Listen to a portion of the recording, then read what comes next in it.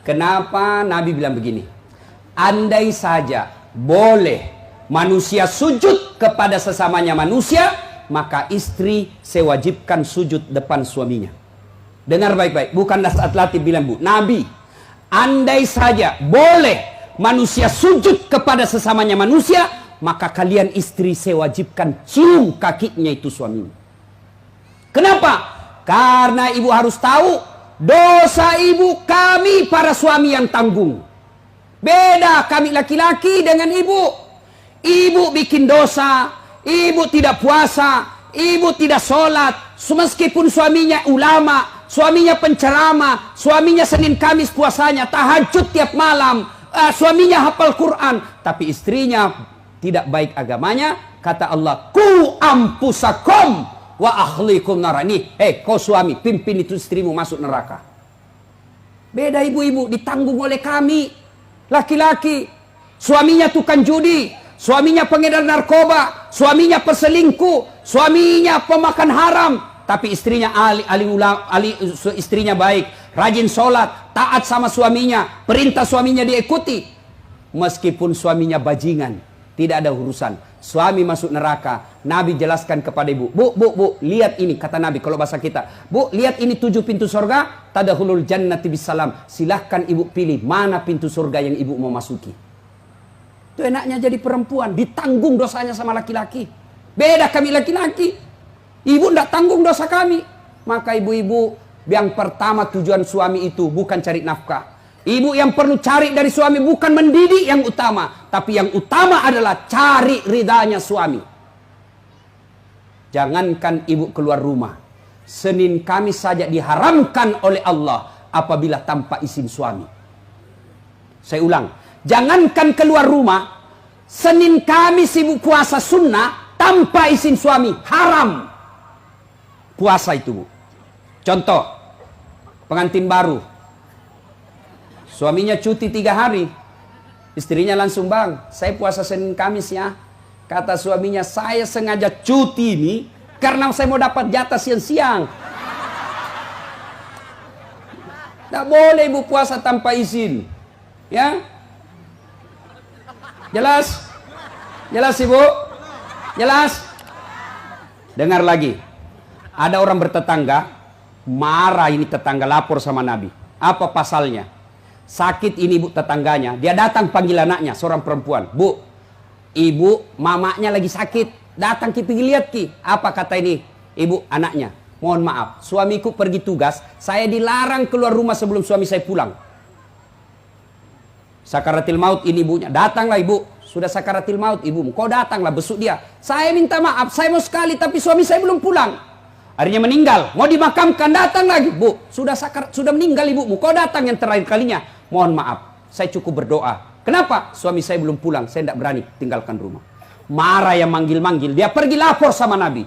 Ya Rasulullah, tetanggaku keterlaluan. Dari sakit, sakaratil maut, sampai meninggal, tidak datang lihat ibunya. Saya 3 kali datang memanggilnya. Kenapa kata Nabi? Dia dipesan sama suaminya, jangan keluar rumah sebelum pulang.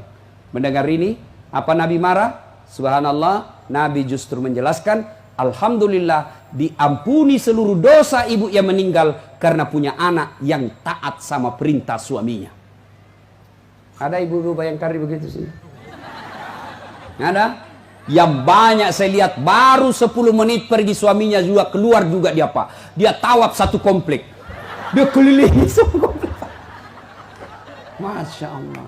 Ya, alangkah bahagianya kita suami pergi menjalankan tugas sebagai aparat negara. Lalu istrinya sholat duha 8 rakaat. Selesai sholat duha dia kirimkan SMS suaminya. Pak, jangan menghalalkan segala cara. Rezeki sudah Allah tentukan. Meskipun bapak kejar kalau bukan rezeki, bapak tidak akan masuk. Tapi meskipun bapak tidak kejar setengah mati, kalau rezeki bapak pasti masuk.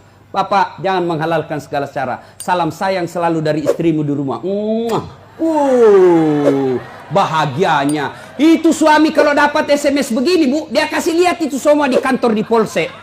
Lihat kau istriku, istri yang soleha. Pernah SMS begitu suaminya bu? Pernah? Paling SMS jangan lupa singgah beli gas. Masih baik kalau gas, kalau pembalut. Saya pernah rasakan ini, Pak. Saya pulang takziah malam-malam, tiba-tiba mamanya SMS, Ustadz, habis pembalut. La haula wala quwata illa billah. Saya singgah di warung, saya berdoa, mudah-mudahan tidak ada yang kenal saya. Begitu saya bayar, tiba-tiba ada ibu bilang, Ustadz beli pembalut. Langsung aku bilang, biar Mi, daripada saya melahirkan. Pak, Bapak juga jangan tipu suami istri. Pak, jangan pernah nipu istri. Alasan rapat, ternyata pergi merapat.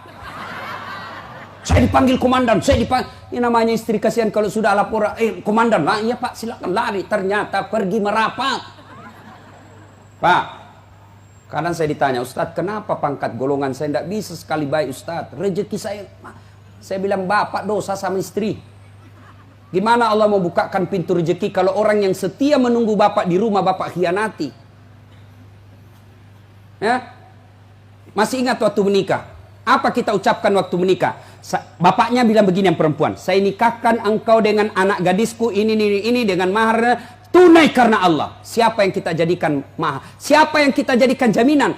Tunai karena Allah. Kita ambil anak gadisnya orang, dihalalkan anak gadisnya orang atas nama Allah. Allah yang kita jadikan jaminan. Kapolres saja Bapak jadi jaminan. Kalau Bapak salah gunakan, dipindah Bapak, Pak, kalau perlu dipecat. Saya atas nama Kapolres ini diminta untuk, padahal itu bohong. Marah Kapolres, Pak. Apalagi Allah. Maka Bapak kalau sengsara hidupnya, susah rezekinya, koreksi. Mungkin Bapak terlalu banyak mengkhianati istri. Gimana Allah mau bukakan pintu rezeki? Kalau istri suka marah-marah, Bapak, kalau istri suka marah-marah, rumusnya diam. Jangan, kalau istri marah, minta penjelasan, lebih diam. Kalau perlu makan obat tidur. Karena itu perempuan kalau dia sudah marah, dijelaskan, tidak jalan otaknya, Pak. Apalagi kalau dia bilang, pokoknya, sudah diam saja, Pak. Dijelaskan tidak masuk akal. Sudah dijelaskan, tidak ungkit lagi yang 10 tahun yang lalu. Kenapa dua? ini semua ini. Sudah lewat 7 tahun, masih tidak ungkit-ungkit lagi. Pada dia bilang, sudah mindak mi, berhenti mak. Bertengkar, itu dulu. Maka lebih Bapak minum obat tidur. Kalau dia ngomel, Pak, maklumi saja. Kenapa? Dengar baik-baik. Ada sahabat Nabi, waktu itu Umar bin Khattab presiden. Suka ngomel dan marah istrinya. Maka suaminya mau lapor sama Umar supaya dipanggil, dimarahi sama Umar, presiden. Begitu dia mau lapor sama Umar, dekat dari rumah Umar, dilihatnya Umar juga dimarahi sama istrinya. Pulang dia bilang, presiden aja dimarah, pulang dia. Besok ketemu sama Umar, ya Amirul Mukminin, saya lihat Anda kemarin marah-marah sama istri, diam-diam saja, senyum. Dengar bapak-bapak, dengar para lelaki. Apa jawaban Umar? Begitulah cara saya berterima kasih kepada istriku yang telah hamil, melahirkan dan menyusui anak saya.